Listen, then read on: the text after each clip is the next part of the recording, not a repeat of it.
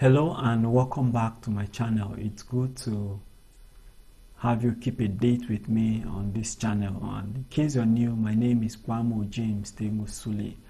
And this is a channel that you will find content on personal development, leadership, and life management. And today I want to give you content on what I've titled a solution pathway for an inharmonious relationship. A solution pathway for an inharmonious relationship. And we are created by God to be beings that depend strongly on our relationship with others for the optimal fulfillment of our destinies.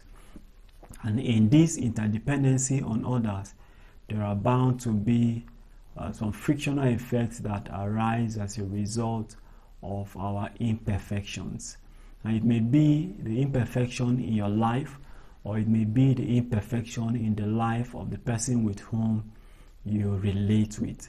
And be it a relationship of a parent and a child and a parent, or spouses, or a leader at workplace with his followers. Whatever relationship, so long as it is humans that are in such a relationship, there are bound to be some frictional effects that arise as a result of your imperfections, either your imperfection or the imperfection of the person with whom you relate with. And it is important for you to develop some strategies or some principles on how to resolve these frictional effects that arise in such a relationship. Many people have, because of their inability to resolve these frictional effects, have parted ways with people who were destined to be their destiny helpers.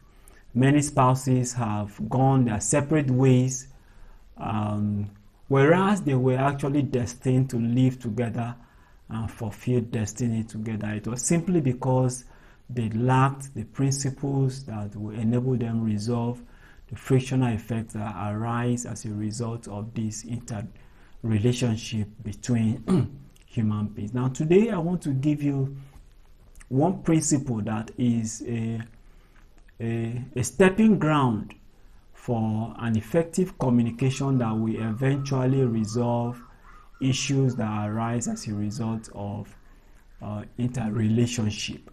There may be many others. Actually, there are many others, but I found this to be very simple and very easy to put into practice.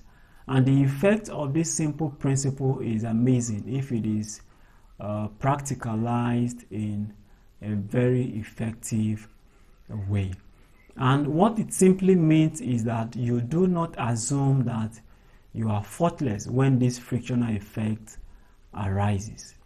Irrespective of how well you have developed yourself, irrespective of how well you have built your capacity, irrespective of how well you know from the occurrence of the incidents that you are not at fault, never assume that you are faultless when frictional effect arises in a relationship. Never assume that you are faultless. And how you demonstrate this principle is that you ask questions that depicts that you are open to correction and you are open to rebuke should you be found wanting in such a relationship. Now, there could be many ways that you can portray this question, but one very important way is that you ask to find out what your fault is when this frictional effect arises.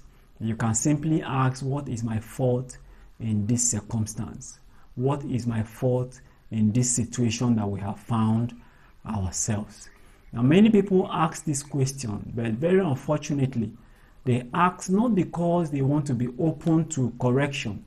They ask because they have already taken a position of innocence.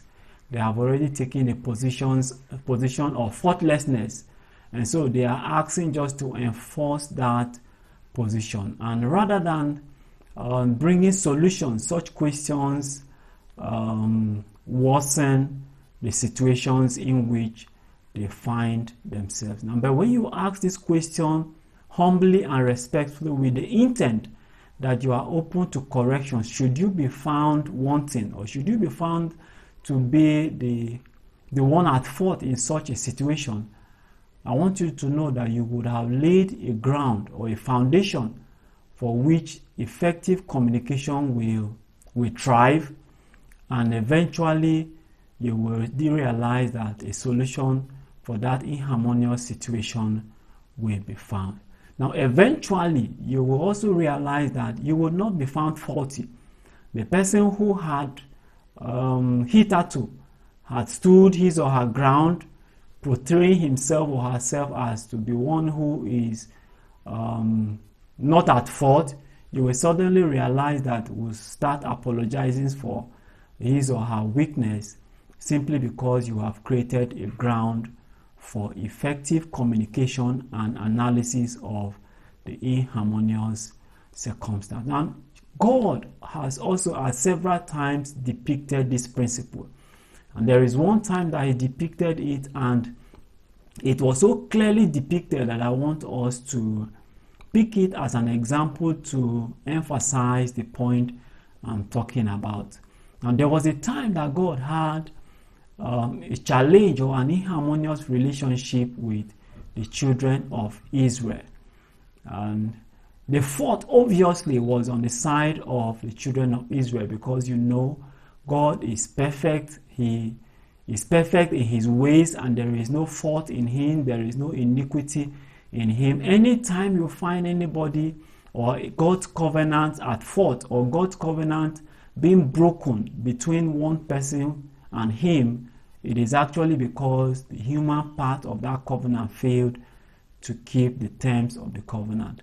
Yet, when this situation arose, God, through his servant, the prophet Jeremiah, sent Jeremiah to the children of Israel. And that story is recorded in the book of Jeremiah, the 2nd chapter, and particularly verse 5. And God said, "Thus says the Lord, what iniquity have your fathers found in me, that they have gone far from me, and have walked after vanity, and are become vain." Can you imagine God asking such a question? What iniquity have you found in me? Now, what God meant when he was asking this question was that, children of Israel, if you have found anything in me that is as a result of which this inharmonious relationship have existed, point it to me and let us reason together. You remember somewhere he called the children of Israel and said, "Come, let us reason together. Come, let us reason together."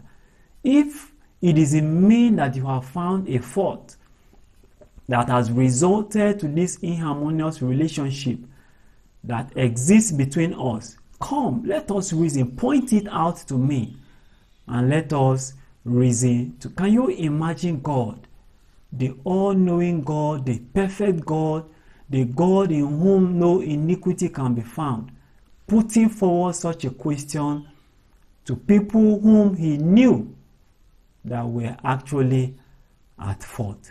When you take this position in an inharmonious relationship, you have created a soft landing and a level playing ground upon which effective communication will be carried out for the resolution of whatever that has caused that inharmonious relationship. And you will discover at the end of it all, you who were ready to take the fault, should you be found wanting, you would not be found wanting, because the person who was hard at accepting that he or she is at fault will be the one that will acknowledge, because you would open his or her eyes to the reality of the matter on ground. So what I have come to let you know today is that in your relationship with others, when there arise, and I say when because I know that there will certainly be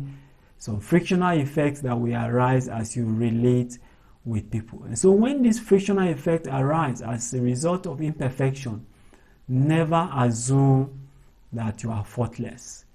Never assume that you are faultless. This is a critical solution pathway that resolves inharmonious relationship. And when you fail to take that assumption, you now put forward questions or suggestions that portray that you are willing to take correction should you be found to be faulty. When you do that, you create a ground for an effective discussion that will eventually resolve that inharmonious relationship. It's upon you to do this because you depend on that person with whom you hold that relationship for the optimal fulfillment of your destiny. I hope that this content will help you resolve inharmonious relationship that would arise in the course of your life as you relate with other human beings. And thank you very much for this time, and try to share this content with whoever that you know it will be very important to him or her. And also subscribe if you have not subscribed. Hit the notification button so that each time I publish a content you will be notified. And thank you very much again for this time. I hope to see you next week, Thursday, 6 p.m. GMT+1. God bless you.